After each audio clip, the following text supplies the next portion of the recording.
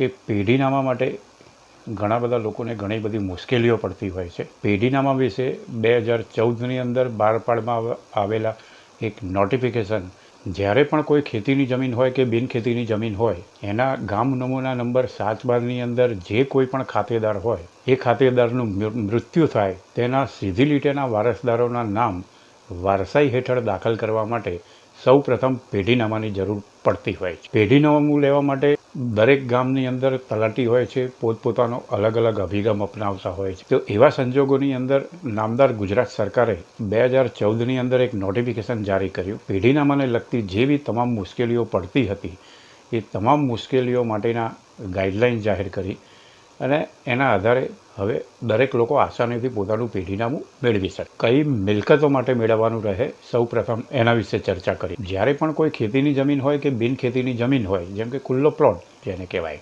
એવી જમીનની અંદર કોઈ પણ ખાતેદારનું મૃત્યુ થાય તેવા સંજોગોની અંદર તેના સીધી લીટીના વારસદારોના નામ દાખલ કરવા માટે સૌ પ્રથમ પેઢીનામાની જરૂર પડે. રેસિડેન્શિયલ પ્રોપર્ટી કે કોમર્શિયલ પ્રોપર્ટી, કોઈ માલિક મીન્સ એ મિલકતના માલિકનું મૃત્યુ થાય એવા સંજોગોમાં પેઢીનામાની જરૂર પડતી નથી. ફક્ત ને ફક્ત એક પેઢીનામા અંગેનું સોગંદનામું રજૂ કરવાથી એ ખૂબ જ મહત્ત્વની બાબત છે સમજવા જેવું કે જમીનના કિસ્સામાં ખાતેદાર ગુજરી જાય ત્યારે સૌપ્રથમ પેઢીનામાની જરૂર પડે છે. પણ જે સ્થાવર મિલકત છે, જેવી રીતે રેસિડેન્શિયલ મકાન છે, કોઈ બંગલો છે, ફ્લેટ છે, એપાર્ટમેન્ટ છે, અથવા તો કોઈ દુકાન, ઓફિસ કે કોઈ કોમ્પ્લેક્સ છે, તો એવા સંજોગોની અંદર ફક્ત ને ફક્ત સોગંદનામાની જરૂર પડે.